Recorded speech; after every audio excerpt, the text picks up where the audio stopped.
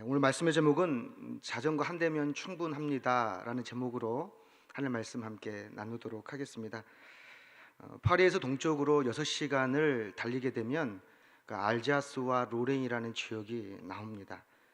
독일의 국경과 맞닿아 있는 그곳은 19세기 중엽부터 2차 세계 대전이 있었던 20세기 중엽까지 100년 동안에 국적이 8번이나 바뀌게 됩니다. 프랑스가 강했을 때는 프랑스, 독일이 강했을 때는 독일 땅으로 되는 것처럼 그곳은 굉장히 정치적으로 혼란이 있었던 곳이죠. 여러분 잘 알고 있는 알퐁스 도데가 그 알자스 지역의 역사적인 배경을 가지고 그 마지막 수업이라는 단편을 만들게 됩니다. 안식년 기간에 그 알자스 지역의 대표적인 도시인 스트라스부르크를 다녀왔습니다. 네, 가장 큰 도시이기도 하고 그 유럽 연합의 정부가 있는 행정 도시이기도 합니다. 도심을 가로지르는 그 일강 사이로 프랑스식 고풍스러운 그 가옥들이 질비해 있고 또 오가는 배들로 인하여서 참으로 아름다운 도시인데 그 아름다운 그 도시를 여러분 우리가 잘 알고 있는 그곳을 뿌티 프랑스라고 합니다. 그런데 많은 관광객들이 이 뿌티 프랑스 아름다운 곳을 가지만 저는 그냥 관광객이 아니라 뭐죠? 목사입니다. 그래서 어디를 가야 되죠? 교회를 가야 되지 않겠습니까? 그곳의 가장 유명한 건축물이 그 스트라스부르크 대성당입니다. 그 스트라스부르크 대성당은 1300년대에 300년 동안 지어진 건물입니다. 그러니까 보기만 하여도 제가 직접 찍어온 사진인데요. 보기만 하여도 그 외관이 조각이 굉장히 잘 되어 있습니다. 외관만으로 보아도 예술품이라고 할 만큼 정말 아름답게 만들어졌습니다. 근데 그 스트라스부르크 성당을 들어가서 안에 들어가 봤는데요. 안은 더 대단한 겁니다. 그 안쪽에서 쭉 조각품과 장식물을 보면서 그 스테인드 글라스, 여러분 잘 아시죠? 빛이 투과해 보이는 지금 저 사진으로 봐도 저 정도인데 굉장히 아름다운 빛이 났습니다. 하늘의 빛이 저 스테인드 글라스를 통하여서 쏟아지는데 오묘하기도 하고 신비롭기도 하고 혹 야곱이 하나님을 만났던 베델이적인가 아닌가 할 정도로 정말 아름다운 건축물이었습니다. 스트라스부르크에는 아까 말씀드렸던 것처럼 이 프랑스와 독일의 두 정치적인 세력의 대립만 있었던 것이 아니라 이 스트라스부르크는 종교적으로도 구교와 신교가 왔다 갔다 했던 지역입니다. 구교와 신교와 접촉이 일어났던 지역이라는 것이죠. 때문에 이 스트라스부르크는 개신교 역사에서도 빼놓을 수 없는 지역입니다. 때문에 많은 그 순례객들이 이곳을 꼭 찾아가게 됩니다. 유럽의 종교개혁이 유럽을 덮쳤을 때 종교개혁과 부처는 이곳에서 개혁교를 세우게 됩니다. 때마침 스위스 제네바에 있었던 이 칼빈이 제네바에서 쫓겨나게 되는데 오갈 데가 없어졌습니다. 그때 그를 받아줬던 사람이 부처인데 그가 스트라스부르크에 있는 그 부처 교회에서 얼마 되지 않는 한 2, 3분밖에 되지 않습니다. 그곳에 프랑스 이민자들을 위한 교회를 세웠습니다. 그때 그 지역은 독일 땅이었거든요. 그 프랑스 사람들, 종교의 자료를 찾아왔던 프랑스 개신교인들을 위하여서 교회가 세워졌는데 그곳에 칼빈을 초청한 것이죠. 그래서 칼빈이 그곳에 3년 동안 사역을 하게 됩니다. 지금 제가 보여줄 사진이 왼쪽에, 여러분이 볼 때 왼쪽에 있는 사진이 부처의 교회고 오른쪽이 칼빈의 교회입니다. 교회가 좀 단순해 보이지는 않습니까? 저는 이 교회를 다 보고 1시간 정도 차를 타고 꼴마르라는 지역에 있는 교회를 또 살펴보았습니다. 꼴마르라는 그 지역은 보이시죠? 저기는 구교였다가 저게 성당이었습니다. 성당이었다가 개신교로 바뀌었습니다. 자, 그러면 잘 생각해 보십시오. 아까 보았던 스트라스부르크의 성당과 지금 보여드렸던 부처나 칼빈, 꼴마르의 교회의 차이가 무엇인지 여러분 알겠습니까? 그러면 두 건물 중에서 어떤 게 더 아름답습니까? 보이지 않죠. 자세히 보게 되면 그 스트라스부르크 성당이 더 정교하게 아름답습니다. 왜 그러냐면 조금 전에 보여드렸던 이 붓저나 칼빈의 교회는 이미 처음부터 없었지만 꼴마르에 있는 그 교회는 원래 그게 성당이었지 않겠습니까? 성당이었던 그 건물에 있는 외부에 있는 모든 장식들을 다 없애버린 겁니다. 교신교인들이 그 모든 것을 다 뜯어버린 것입니다. 그런데 왜 그들이 다 뜯어버렸을까요? 장식물을 다 뜯어버렸을까요? 안에 있는 성상, 그림 다 뜯어버렸습니다. 왜 그렇습니까? 개신교회의 가장 큰 두 기둥은 예수 그리스도를 향한 믿음과 오직 말씀 두 가지밖에 없습니다. 두 가지를 지켜야 했기 때문에 나머지 것들 다 없애버렸던 것이죠. 그런데 여러분 어떻습니까? 여러분이 자주 들은 그 의문을 갖게 되는 것 중에 하나가, 저도 그랬습니다. 굳이 예수 그리스도를 향한 믿음과 말씀을 지키기 위하여 그 아름다운 것들을 다 없앨 필요가 있을까? 그 아름다운 것들을 그대로 유지한 채로 예수님을 잘 믿고 말씀대로 사는 방법은 없을까? 좀 놔뒀으면 얼마나 좋을까? 그렇다면 우리 개신교회도 저와 같은 아름다운 건축물을 지금까지 가질 수 있는 것은 아닐까라는 생각을 하게 된 것이죠. 의문을 가지고 일주일 후에 밀라노에 있는 두오모 성당을 가게 되었습니다. 두오모 성당을 가봤더니 보십시오. 사진으로는 참 볼 수가 보여지지는 않지만 정말 아름답습니다. 아까 스트라스부르크 성당은 적벽돌 같은 적색의 대리석이라면 여기는 흰색의 대리석으로 만든 건물입니다. 너무너무 아름다운 거예요. 근데 저 성당을 겉을 보고 안을 들어가 보았는데 안에 있는 장식물도 다 예뻤습니다. 그런데 다 보고 위쪽으로 올라갑니다. 어디로 올라가냐면 저 두오모 성당은 천장 지붕에 올라갈 수 있도록 길이 나 있습니다. 그래서 계단을 타고 올라가게 되었지요. 자, 계단을 잘 보게 되시면 여러분이 보시면 왼쪽에 있는 부분이 많이 달아 있지 않습니까?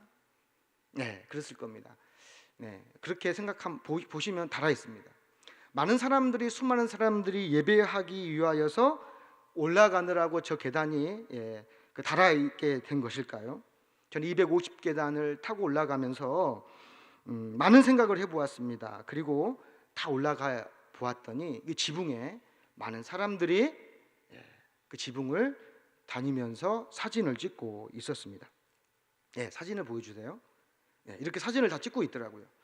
그래서 저로 사진을 찍는 모습을 보면서 저도 그곳에서 지붕에서 도심을 바라보고 또한 저희 아이들과 함께 가족 사진도 찍었습니다. 그런데 제 마음속에 불편한 마음이 듭니다. 편치 않은 겁니다. 왜 그랬을까요? 제 마음속에 한 깨달음이 생겨났습니다. 주의 성전이 관광객들에게 밟히고 있구나라는 생각을 하게 되었습니다. 아까 보았던 그 계단, 예배하러 올라오는 사람들 때문에 그 인산일을 이룬 것이 아니라 관광객들의 발걸음 때문에 그 성전이 다 닳아버린 겁니다. 슬펐습니다. 관광객 때문에 다 닳았구나, 성전이 다 닳아버렸구나, 그런 생각이 들었습니다. 사랑하는 성도 여러분, 처음에는 이 성전, 하나님께 영광을 돌리기 위하여서 그 큰 성전을 만들지 않았겠습니까? 처음에는 예배하는 사람들의 편의를 위하여서 그 계단을 만들지 않았겠습니까? 그런데 지금 어떻습니까?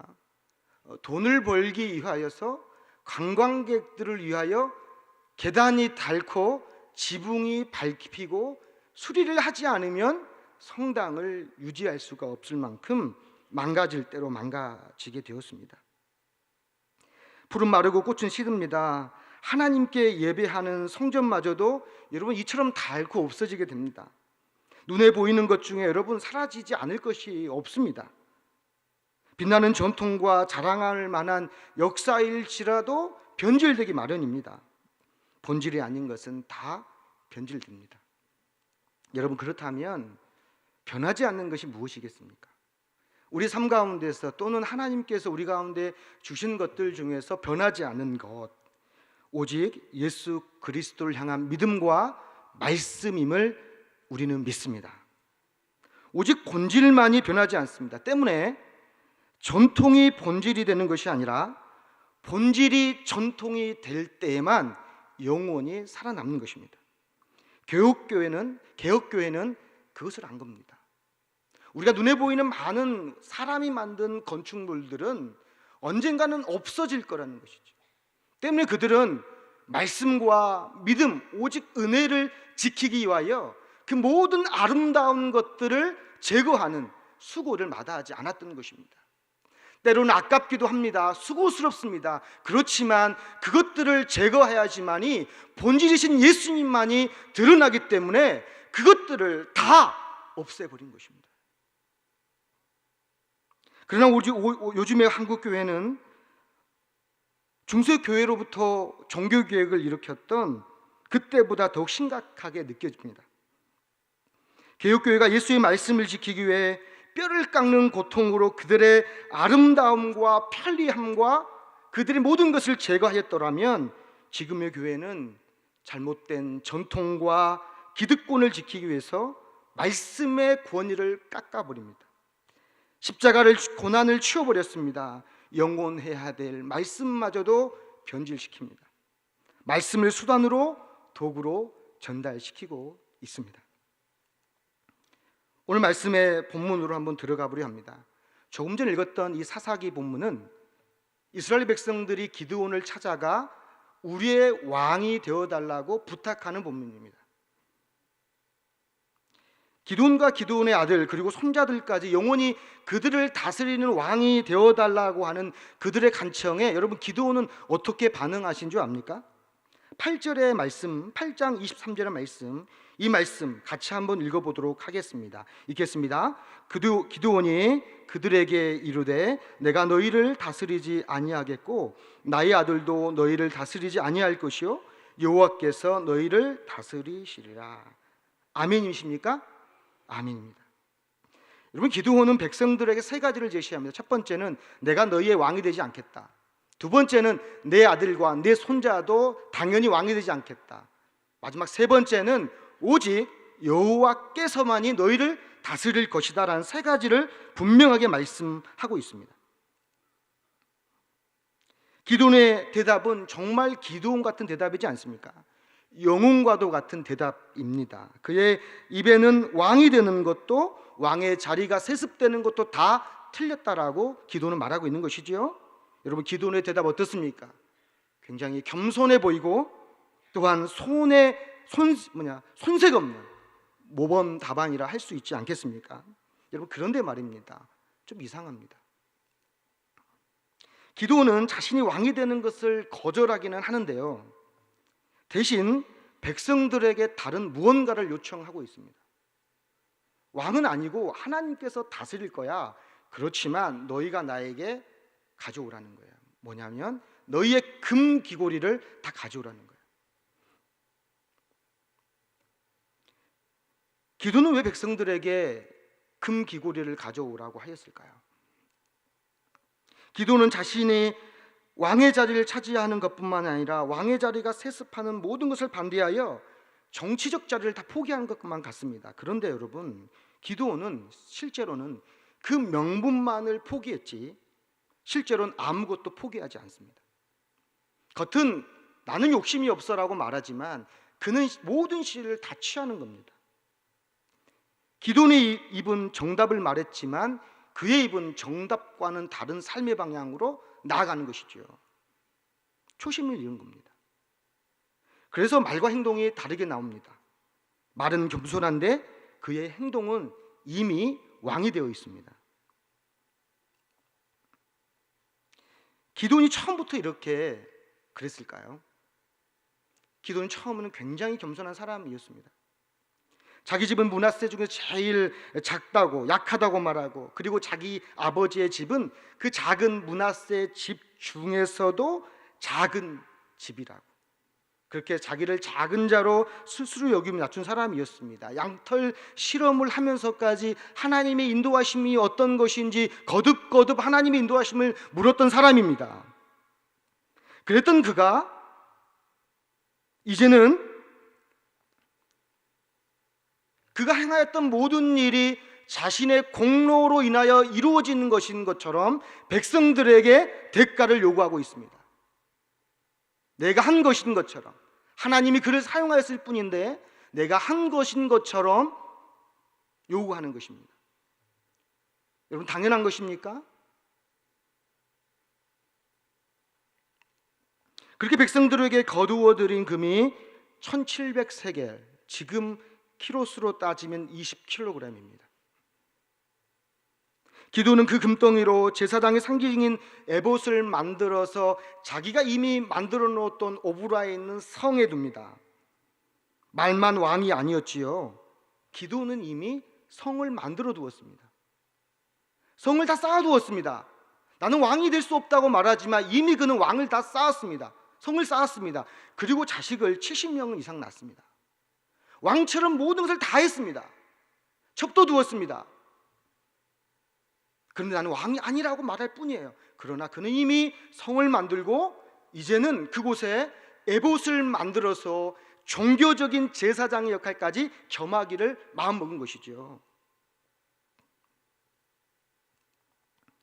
그런데 여러분, 문제가 생겼습니다. 기드온이 만든 그 에봇을 백성들이 음란히 여기는 겁니다. 여기서 음란히 여긴다라는 말은 성경에서 하나님이 아닌 것을 더 섬길 때 음란하다는 표현을 쓰거든요. 그 성적인 음란이 아니라 하나님을 떠난, 하나님이 아닌 것을 하나님처럼 여기면 그게 음란한 거라고 표현하는데, 백성들이 그 에봇을 하나님으로 말하는 겁니다. 시내산에서 아론과 더불어 이스라엘 백성들이 금을 다 모아서 금송아리를 만들어 경배했던 것처럼 이스라엘 백성들은 기드온과 더불어 이 에봇 앞에서 마치 하나님인 것처럼 그들의 큰 성과 에봇에서 하나님이라 여기며 그렇게 안주하게 된다라는 것이죠. 기드온의 집에 수많은 사람들이 모여들었고, 비록 기드온은 왕이라고 부름받지는 않았지만 기드온은 에봇과 더불어 하나님처럼 왕처럼 섬김을 받은 것입니다. 결국 그것이 기드온과 그의 집의 올무가 되었습니다. 타락한 기드온의 종말은 아들 대에서 비참하게 막을 내립니다. 기드온이 남긴 아들 중에서요, 세겜에 있는 아들, 세겜에 첩이 낳은 아들이 있는데 그 아들의 이름이 아비멜렉입니다. 그 아비멜렉이 기드온이 남겨놓은 70명의 아들을 다 죽이고 스스로 왕이 됩니다. 형제들을요. 몇 명요? 70명을 죽입니다. 말과 행동이 달랐던 기드온의 삶이 아들을 통해 이렇게 막을 내렸습니다. 한국교회에서 유명하고 존경받던 목사님이 과거 이런 설교를 한 적이 있습니다. 한국교회의 문제 중 하나는 세습입니다. 물론 세습이 성서적으로 잘못된 것은 아닙니다. 그러나 한국에서 벌어지는 세습에는 문제가 있습니다. 100명, 200명 정도의 교회에서는 세습을 해도 큰 문제가 되지 않습니다. 엄청난 부와 권세를 가진 대형 교회가 왕실처럼 대를 이어 가려는데 문제가 있습니다. 주의 종으로서 최선을 다하여 사명을 감당한 후에는 내려와야 합니다. 그런데 자신도 내려오지 않고 대를 이어 자식에게까지 물려주는 것은 옳은 일이 아닙니다. 여러분, 놀랍게도 이 설교는 얼마 전 세습 문제로 한국 교회를 어렵게 만든 서울에 있는 그 한 목사님께서 2001년 유럽 선교사 대회에서 직접 한 설교 내용입니다. 저는 청년 시절 이 목사님을 굉장히 좋아했습니다. 정확히는 그분의 시골 교회 목회 이야기를 참 좋아했습니다. 장마가 끝나지 않는 새벽에 허름한 성전 지붕을 뚫고 물이 뚝뚝 떨어질 때 제단이 젖는 것을 차마 볼 수가 없어 그의 온몸을 던져 빗물을 막아내었다라고 합니다. 존경할 만하시죠. 그런데 이분께 서울에서 큰 교회를 이루고 은퇴하였을 때 영성마저도 은퇴했나 봅니다. 과거 주의재단에 떨어지는 비를 참아 볼 수 없어서 온몸을 던져서 그 목사님께서는 막았지만 이제는 그의 사랑하는 아들이 비에 맞을까 봐 세상으로부터 쏟아지는 비난을 맞으며 세습을 마무리했습니다. 주를 향했던 그분의 헌신은 자식을 향한 헌신으로 전락하였습니다. 자신과 아들들에게 쏟아지는 비를 막기 위해 한국 교회의 지붕을 다 날려버렸습니다. 그 결과 어떻게 되었습니까? 한국의 모든 교회가 비를 맞고, 그리고 예수님께서 그 비를 몽땅 맞고 계십니다. 교회 돈으로 교육을 시키고 유학을 보내 다시 교회로 불러들였습니다. 손양호 목사님께서 예양원에서 목회하셨을 때입니다. 목사님이야 받은 사명 때문에 나병 환자들과 함께 목회하는 것이 가능하겠지만 가족들은 참으로 힘들었다고 합니다. 쉬운 일이 아닐 겁니다. 그때 마침 부산에서 가장 큰 교회에서 손양호 목사님을 담임 목사님으로 청빙하려고 모시러 왔습니다. 짐을 다 쌌겠죠. 가족들 다 좋아했습니다. 그런데 손양호 목사님께서 성전에 들어가 밤새 기도하고 나와서 가족들에게 부산에 가지 않겠다고 선포하십니다. 그리고 하신 말씀이 나는 성을 쌓는 목회가 아니라 길을 닦는 목회로 부름받았다라고 말씀합니다. 손양호 목사님은 성을 쌓는 영광의 목회보다 병들고 가난한 성도들이 천국 갈 수 있도록 그 길을 닦는 목사가 되겠다고 말씀하신 것이죠. 그동안 묵묵히 고생한 가족들을 위해서 여러분 도시 목회 좀 하면 어떻습니까? 죄도 아닌 그 길을 왜 한사코 마다하시는 겁니까? 가족들에게 유익을 주는 것도 없이 고통만 안기는 그 힘든 목회를 고집한 것이 무엇이겠습니까? 그분의 관심은 그를 부르신 하나님께 있었고 보냄 받은 양무리에 있었기 때문입니다. 때문에 목사님은 자식들을 위해 목회할 수 없었습니다. 안식년의 휴가 중에 가장 인상 깊었던 장소를 꼽으라고 한다면 아시시에 있는 성 프란체스코 수도원입니다. 아시시의 높은 언덕 위에 세워진 이 성 프란체스코 수도원은 성자로 칭송받는 프란체스코가 묵상하며 훈련하였던 수도원입니다.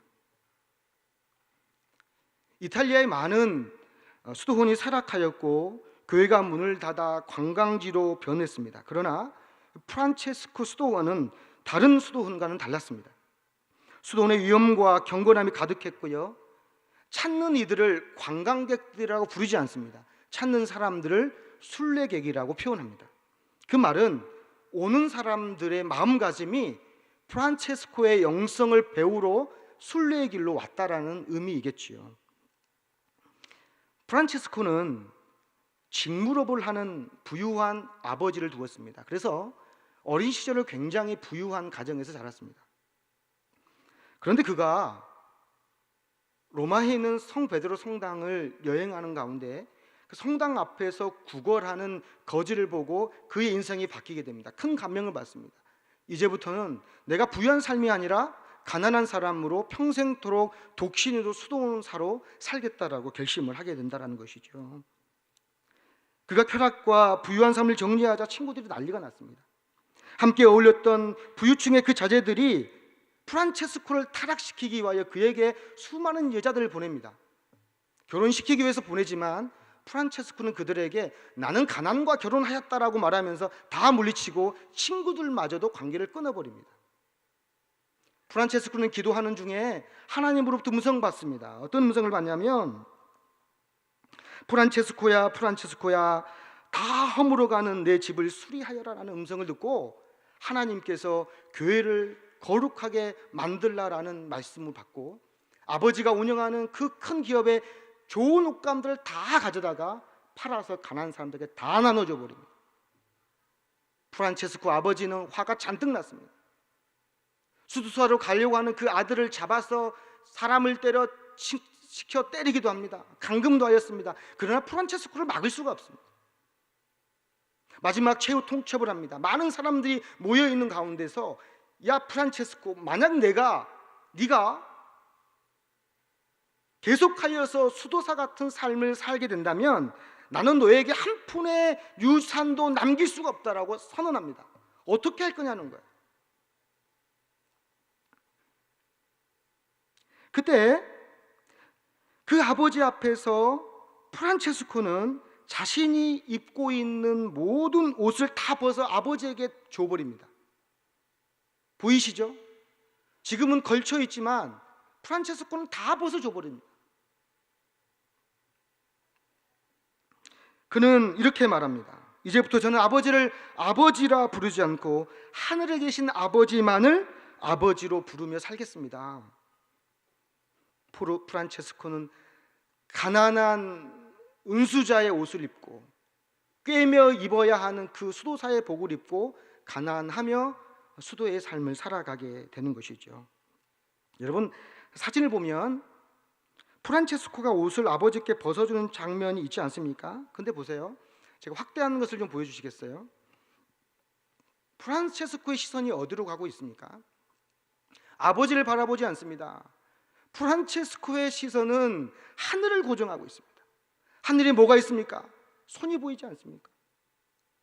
프란체스코 대성당 수도원에 가면 저 그림이 벽화로 그려져 있는데요, 프란체스코는 육신의 그 아버지를 보며 그의 인생을 의지하는 것이 아니라 보이지 않는 하늘에서 보여지는, 하늘에 있는 하늘 아버지의 그 손길을 바라보았다라는 것입니다. 사랑하는 성도 여러분, 우리의 인생은 세상이 결정하고 인도하는 것이 아니라 보이지 않을지라도 저 하늘에서 내려오는 하나님의 손길이 저와 여러분을 인도하여 주실 줄 믿으시기를 바랍니다. 우리의 시선을 어디로 고정해야 됩니까? 나에게 유산을 주는 부모에게 고정해야 됩니까? 나의 노후를 보장해 주는 물질에 나의 삶을 의지해야 되는 것입니까?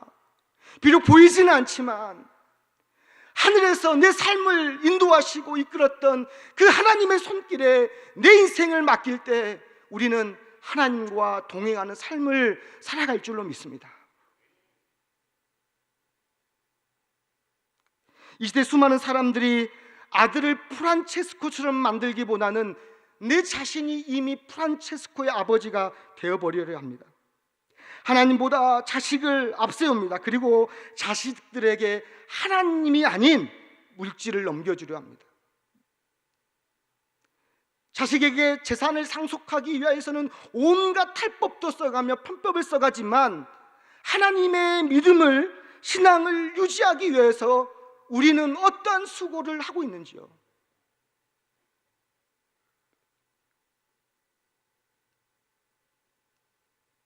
자식에게 고기 잡는 방법을 알려줘야 되지 않겠습니까? 우리가 지금 물려주려고 하는 이 세상의 많은 것들은 고기를, 내가 잡은 고기를 넘겨주는 겁니다. 자식이 하나님을 믿을 수 있도록, 자식이 하나님을 알 수 있도록, 자식이 하나님과 의지하는 삶을 살 수 있도록 고기 잡는 방법을 알려줘야지요. 어떻게 하나님을 알아갈 것인가, 어떻게 하나님을 믿을 것인가, 그 방법을 알려줘야지. 내 신앙을 전통인 것처럼, 유적인 것처럼 엄마는 이렇게 믿었어. 여러분, 그건 얼마 지나지 않으면 다 썩어 없어질 것들입니다. 자식이 스스로 고기를 잡을 수 있도록, 자식이 스스로 믿음으로, 자식이 스스로 하나님을 알아갈 수 있도록, 사랑하는 성도 여러분, 그렇게 은혜 가운데 자식을 맡기는 여러분 되시기를 축복합니다. 잡아준 고기 세습하여 물려준 교회는 썩고 병들게 되어 주변에 악취를 줄 수밖에 없습니다. 공동체의 골칫거리가 되는 겁니다.